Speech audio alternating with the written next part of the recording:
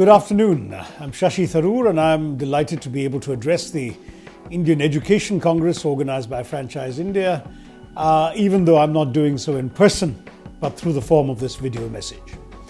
I am delighted, as I said, but at the same time, I'm sorry that circumstances didn't permit me to be with you in person, because I believe that the issues of education for all are amongst the most important challenges facing our nation. Let me tell you why. We are one of the youngest countries in the world.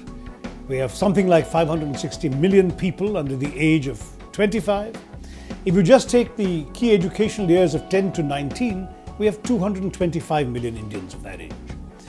This could mean that in the next 3-4 decades, 30, 40 years, we would have a youthful, growing, dynamic population for the world, which could be a workforce, a work engine for the world, but only if we educate them and train them to do that.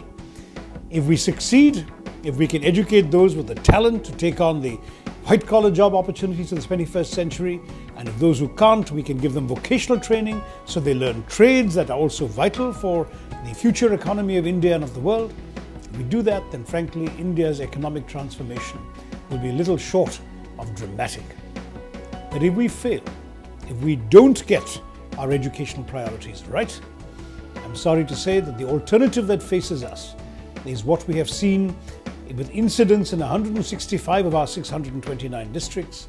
That is Maoist violence, frustrated, unemployed young men with no stake in the system, with no hope in the economy, picking up the gun as an alternative to finding a job. Now that is the danger we need to avert. And to my mind, therefore, education is not just about the social and economic future of India, it is no less than a national security challenge. Now, what are we doing about it?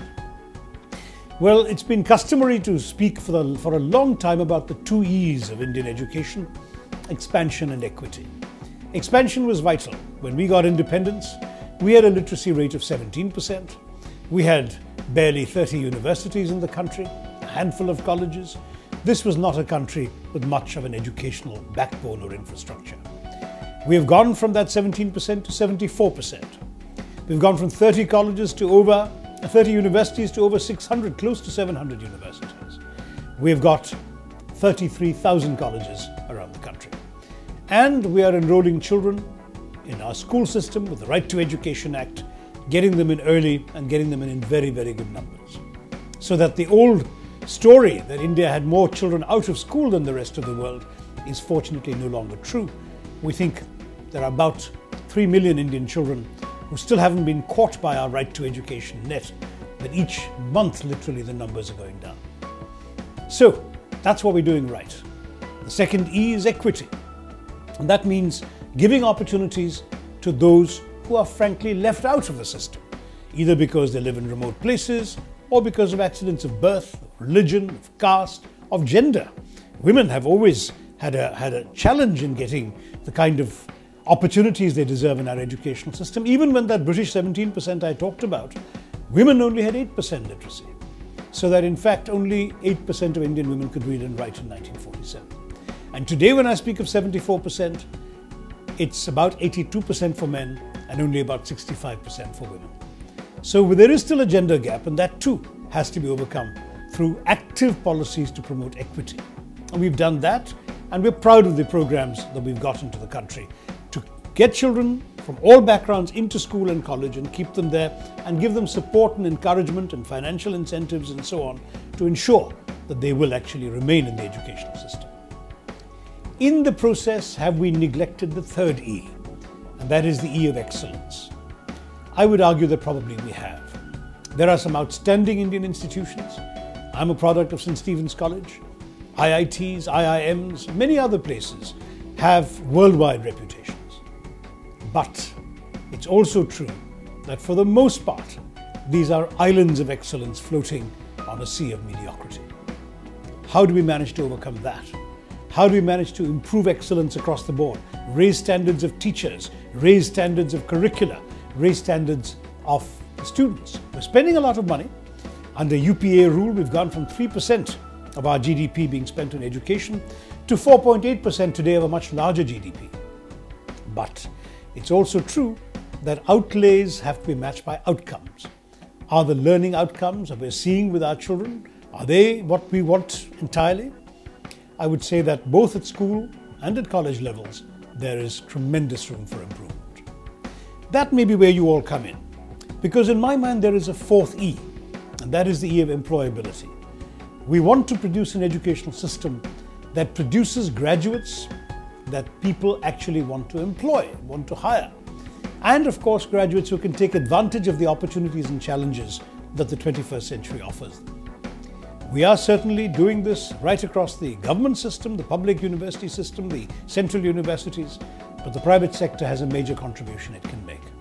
Already, many private sector players have entered the education space, both at school levels and at higher educational levels.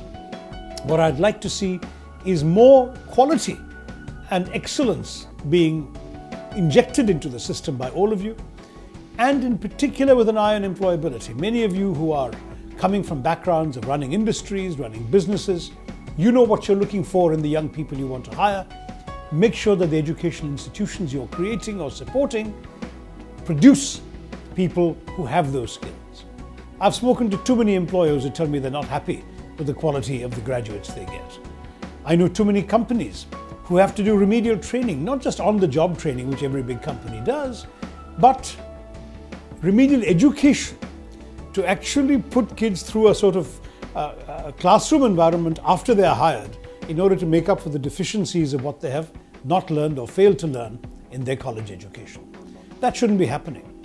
We ought to ensure that we actually have in the colleges and universities the right mix of subjects, up-to-date curricula, where relevant, hands-on practical experience, internships, more penetration, interpenetration between academia and the industry and business world, so that we can actually produce an educational system that ensures all four E's: expansion, equity, excellence, and employability. If we can do that, we will need to do it in partnership with the private sector. And we in the government have no hang-ups about that. We have announced, for example, PPP mode model schools across the country, in educationally backward districts in particular. We have announced a bill which has sadly not yet passed our dysfunctional parliament, but a bill that will create universities for innovation and research, which can be in the private sector, in the public sector, or in the joint PPP space. So we are very much open to seeing collaboration. What we'd like you to do is to rise to the challenge. Many of you with big businesses and big industries now have a mandated CSR responsibility to spend 2% of your profits on social causes. What better social cause can there be than education? Try and put those resources in, put in your expertise, target these universities with your understanding of what society, the economy and industry need, and I'm convinced that you can walk hand in hand with the government to produce the kinds of results that India needs if we are to seize the 21st century and make it our own. Thank you for listening to these words of encouragement. I wish you a very constructive conference and effective deliberations. Namaskar. Jai Hind.